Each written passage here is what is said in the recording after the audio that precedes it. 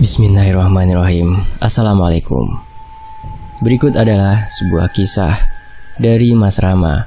Beliau menuliskannya berdasarkan pengalaman dari narasumbernya.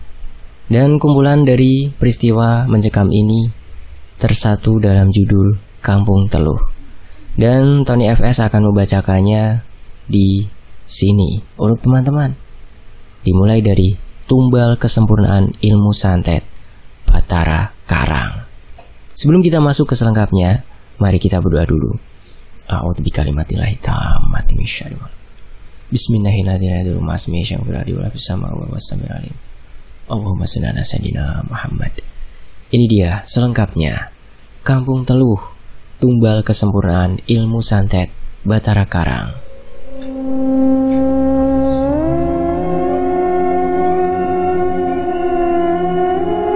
Cerita ini berasal dari pengalaman Uwak Juman. Beliau menggambarkan betapa mengerikan keadaan kampung pada masa itu. Sebab pada masa itu banyak sekali orang-orang yang belajar ilmu hitam serta berlomba-lomba jadi yang terkuat. Mungkin bagi kita di zaman sekarang tak percaya dengan adanya hal tabu. Jangankan hal tabu, hantu pun kita ragu. Namun untuk yang diceritakan ini memang benar adanya dan pernah terjadi di masa lampau. Bahkan masih ada segelintir orang-orang yang masih mempelajari ilmu tersebut sampai sekarang. Orang yang belajar ilmu hitam tidak serta-merta dengan mudahnya didapatkan. Akan tetapi melalui banyaknya proses seperti bertapa atau melakukan perjanjian dengan iblis. Dan ada pula di antaranya rela menumbalkan orang lain demi kesempurnaan ilmu tanpa tanding. Bukan hanya untuk bertarung secara kasar, namun terkadang sering dipakai untuk pertarungan halus, yakni adu teluh atau santet. Dari banyaknya mereka yang mempelajari ilmu hitam, ingin diakui sebagai yang terbaik, terkuat, tak terkalahkan, tak berpikir akan resiko atau mudarat bagi dirinya maupun orang lain. Demi sempurnanya ilmu santet, seseorang tak ragu untuk menumbalkan orang lain, atau bahkan mempelajari ilmu Batara Karang, sebuah ilmu kanuragan taraf tinggi atau lebih dikenal dengan ilmu karang. Pelaku ilmu tersebut mempunyai kekuatan kebal dari segala macam senjata.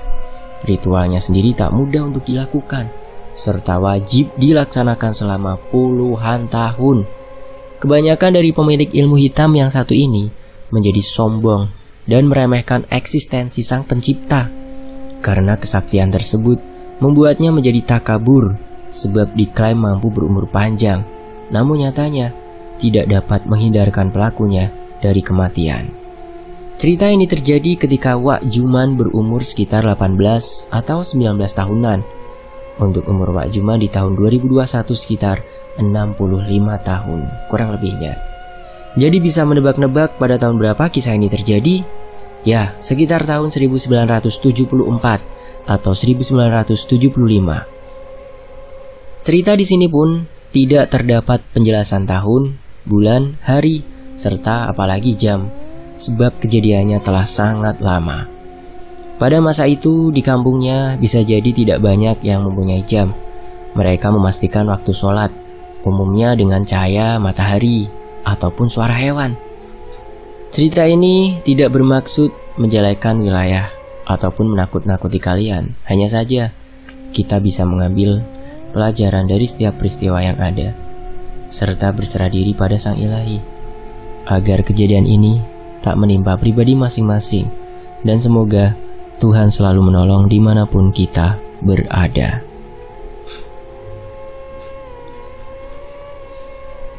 Juman merupakan anak kedua dari 7 bersaudara.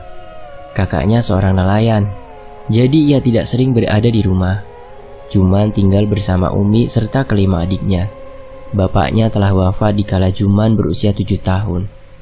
Kondisi kampung ketika ba'da asar telah mulai sepi, sebab jeda rumah warga waktu itu saling berjauhan dari rumah satu ke rumah yang lainnya.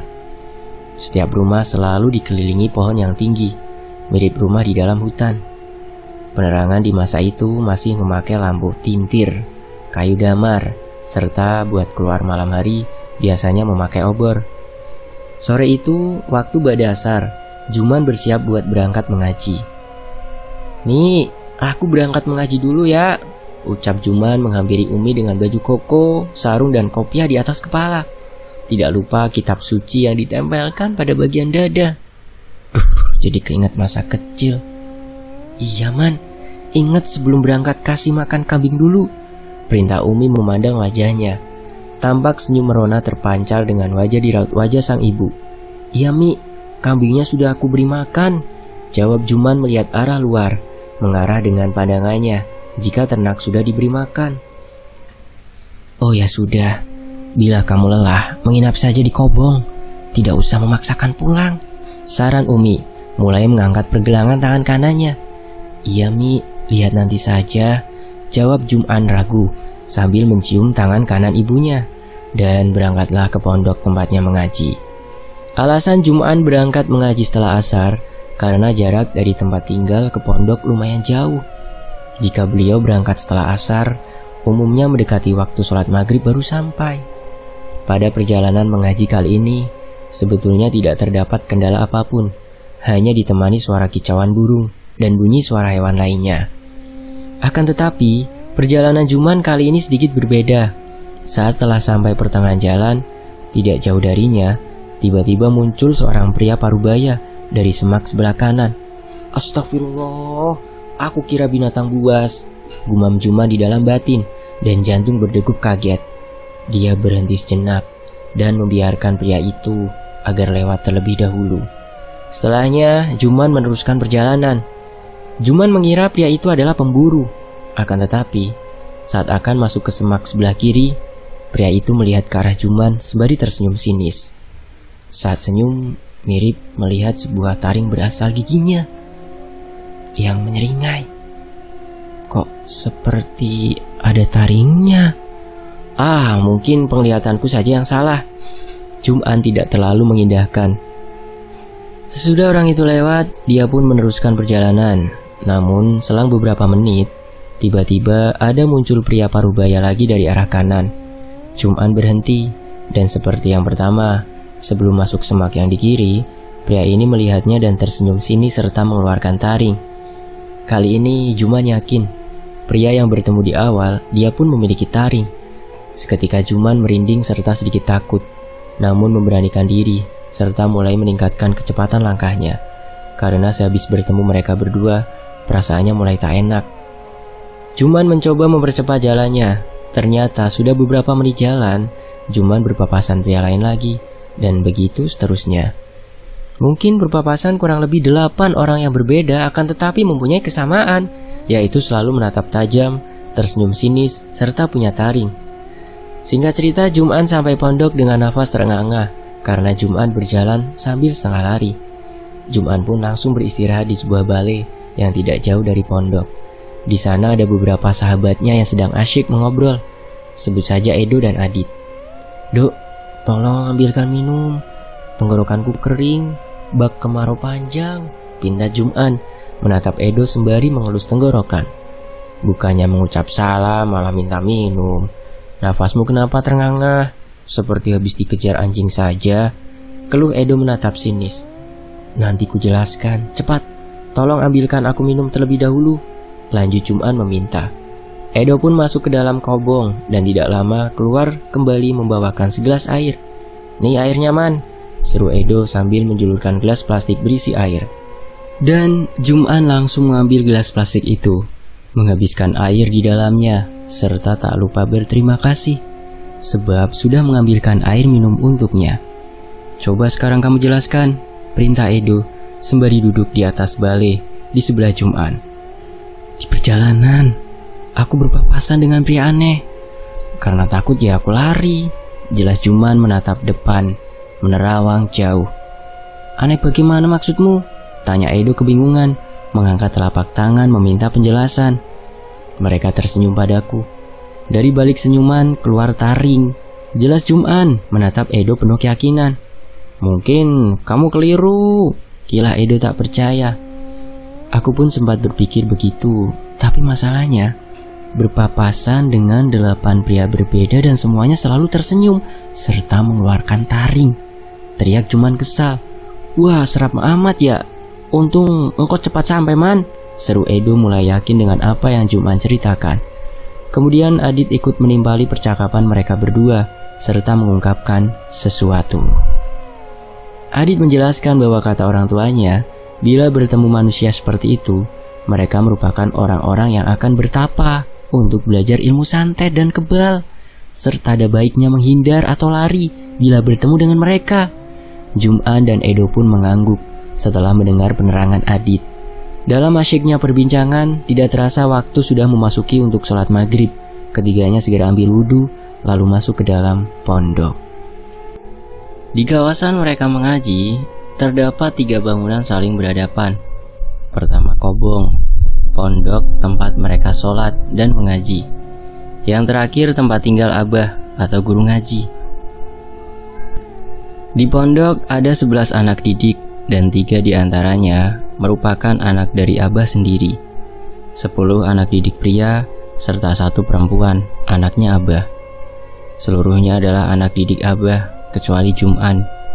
Mereka umumnya menginap dan balik seminggu sekali. Sedangkan Juman biasanya kembali tengah malam. Dan jika kelelahan atau hujan, barulah menginap di kobong. Juman pulang pergi karena mempunyai kewajiban lain di rumah dan harus membantu ibunya di kebun. Di depan pondok terdapat halaman yang cukup luas. Umumnya halaman itu digunakan mereka untuk latihan silat.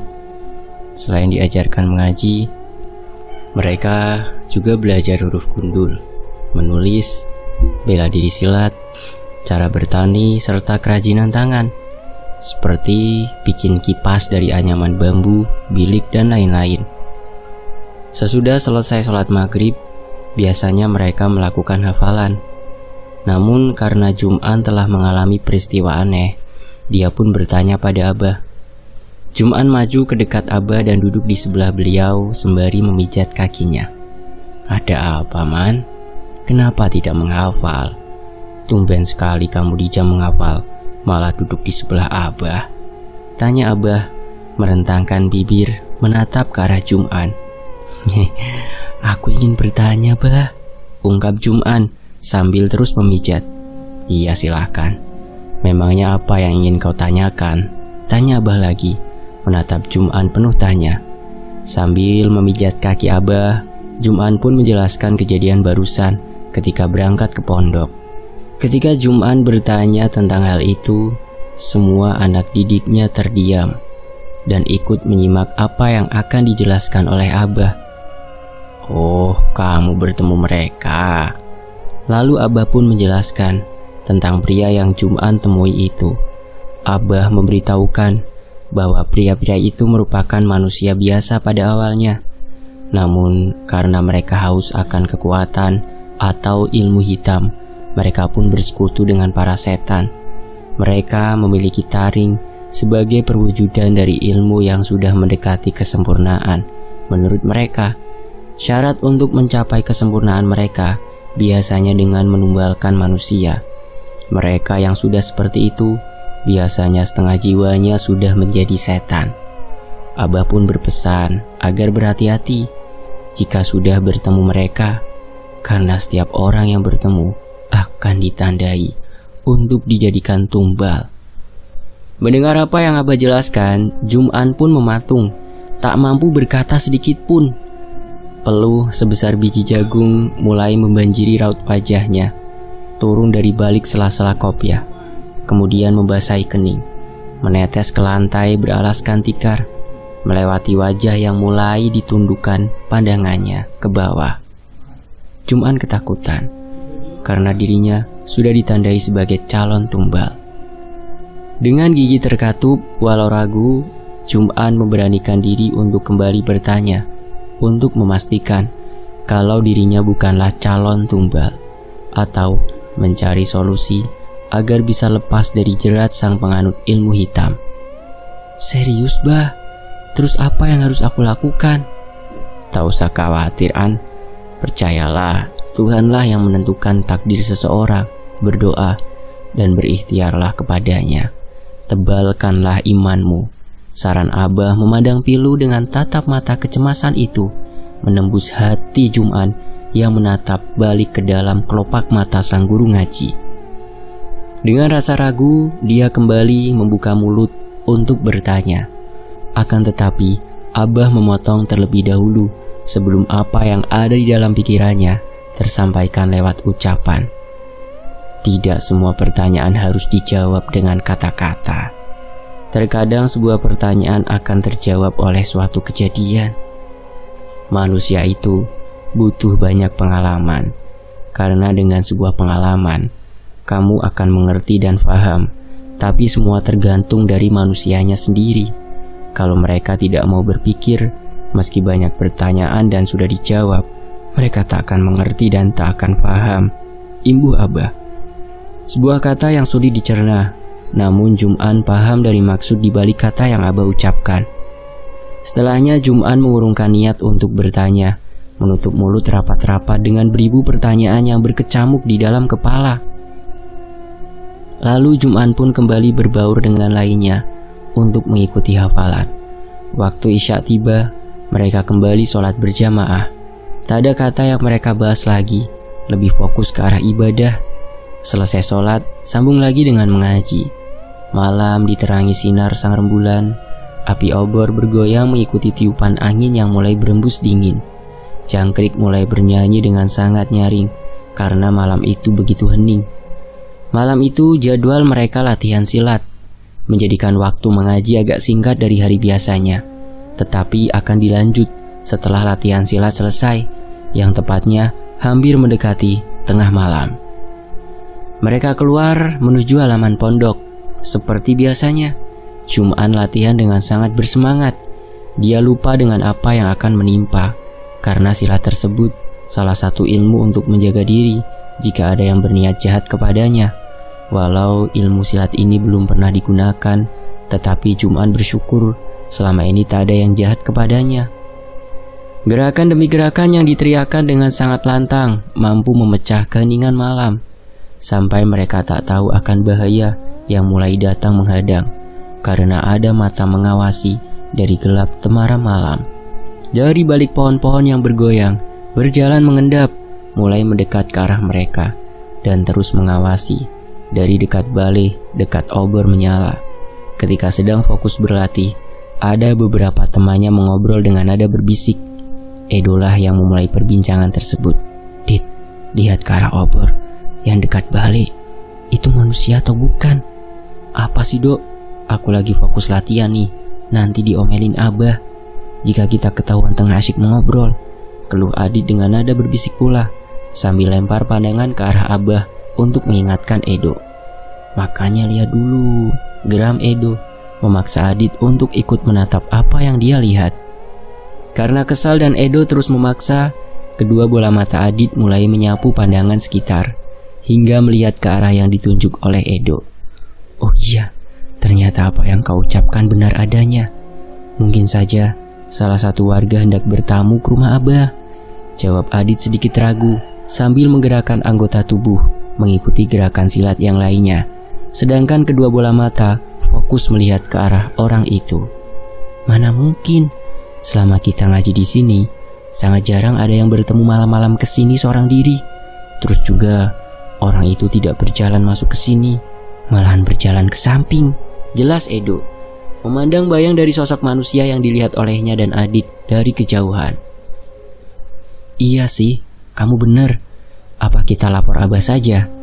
Adit balik bertanya, sambil kedua bola matanya masih terus memperhatikan sosok itu, dengan ekor mata melihat gerakan anak didik lain yang masih fokus berlatih. Jum'an mendengar apa yang mereka bicarakan. Dia geram, lalu menegur keduanya. Kalian berdua jangan ngobrol terus. Gerakan kalian sudah salah itu. Bukannya kembali fokus untuk berlatih, tiba-tiba Edo berlari menuju Abah. Malah lari. Memangnya apa yang kalian bicarakan? Tanya Jum'an penasaran. Adit pun menjelaskan kepadanya bahwa mereka melihat orang yang berjalan, namun tak memasuki area pondok, malah berjalan ke samping, membuat Jum'an melirik ke arah Adit penuh tanya. Adit pun memberitahu Jum'an tentang lokasi orang itu. Tuh kamu lihat. Jum'an menengok ke arah yang ditunjuk Adit lewat bola matanya. Ternyata apa yang diberitahu oleh Adit memang benar adanya. Ketika Jum'an terus memandang ke arah orang itu, tiba-tiba Abah berseru agak lantang sehingga semua anak didiknya mendengar. "Jangan dihiraukan, kalian lanjut berlatih. Jika orang itu berniat baik, dia akan masuk ke sini." Ketika mendengar seruan Abah, mereka pun melanjutkan latihan dan Edo kembali ke barisannya. Akan tetapi, latihan mereka malah tak fokus karena pandangannya selalu melihat ke orang itu. Takutnya orang tersebut membuat keributan di pondok atau melakukan hal buruk. Abah tahu kalau anak didiknya sudah tak fokus berlatih. Beliau pun memberhentikan latihan mereka dan menyuruh agar semuanya beristirahat. Mereka menuruti perintah Abah dan duduk di teras pondok. Walaupun baru sebentar latihan silat, kalau Abah menyuruh berhenti, mereka pun pasti berhenti.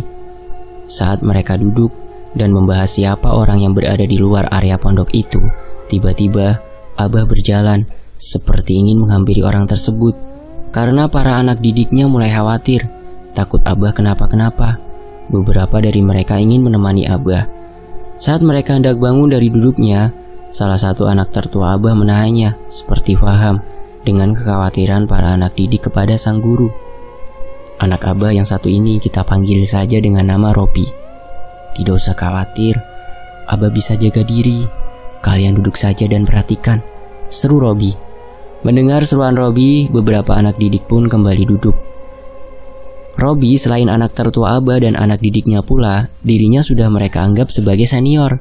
Karena jika Abah tak bisa mengajar, Robilah yang menggantikan Abah. Umurnya pun lebih tua dari yang lain. Belum sempat menemui orang itu, secara tiba-tiba muncul segumpal asap. Orang itu berubah menjadi bola api, lalu terbang, melayang ke atas. Bola api itu berputar, mengelilingi area pondok. Rasa cemas dan khawatir mulai mereka rasakan. Saling pegang satu dengan yang lain, bahkan ada yang berpelukan dengan raut wajah memancarkan sinar ketakutan. Selang beberapa lama, muncullah bola api lain yang jumlahnya cukup banyak, ikut memutari area pondok seperti bola api yang pertama. Para anak didik yang melihat bola api sebegitu banyak mengelilingi pondok mulai merasa kengerian berkecamuk di dalam batin mereka. Mendadak suasana pondok menjadi sangat dingin dan begitu mencekam. Abah tahu kalau anak didiknya mulai ketakutan dan berteriak untuk menenangkan mereka. "Tak usah takut dengan makhluk seperti mereka yang tak akan bisa masuk ke dalam pondok. Ayo semua kita masuk. Ada beberapa hal yang ingin Abah sampaikan." "Kalian sudah jadi milik kami. Kalian takkan bisa berlindung dan lari kemana-mana." Hahaha. Suara ancaman terdengar menggelegar, membuat degup jantung semua anak memompa kencang. Suara itu seperti berasal dari salah satu bola api. Setelah suara itu hilang, bola api pun ikut lenyap, sirna, tak berbekas. Dengan wajah panik, mereka bergegas masuk ke dalam pondok, berkumpul jadi satu di bawah lampu teplok. Rasa was-was mengancam pribadi masing-masing dari mereka. Tak ayal, rasa takut membuat masing-masing dari mereka ingin pulang. Tetapi apalah daya, di luar pondok ada ancaman yang menanti. Setelahnya mereka semua duduk bersila dan membuat setengah lingkaran yang menghadap ke Abah. Ketika Abah hendak berbicara, tiba-tiba ada suara perempuan yang mengucap salam kepada mereka semua. Yang tak lain suara itu adalah istri Abah. Semua yang ada di dalam pondok serentak menjawab salamnya. "Ada apa, Bah? Kok seperti ada suara gaduh?" Umi kira ada keributan. Pas Umi melihat keluar, ternyata sudah sepi. Dan Umi masuk ke dalam pondok untuk memastikan bahwa tidak terjadi apa-apa. Tutur Umi. "Tidak ada apa-apa, Umi." "Ya sudah, Umi di sini saja. Karena Abah mau memberitahukan sesuatu pada mereka," jawab Abah memandangnya. Lalu berganti memandang semua anak didiknya yang sudah duduk bersila. Umi berjalan mendekati Abah dan duduk di sebelahnya. Setelah Umi duduk, Abah pasang muka seriusnya, menghadap ke semua anak didik yang ketakutan.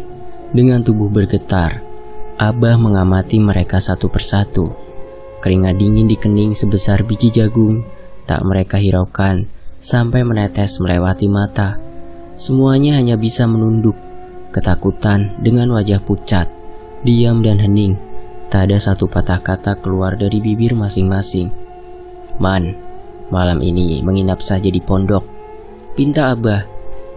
Dibalas anggukan oleh Jum'an, tanda setuju, tanpa mendongakkan kepala dan terus menunduk.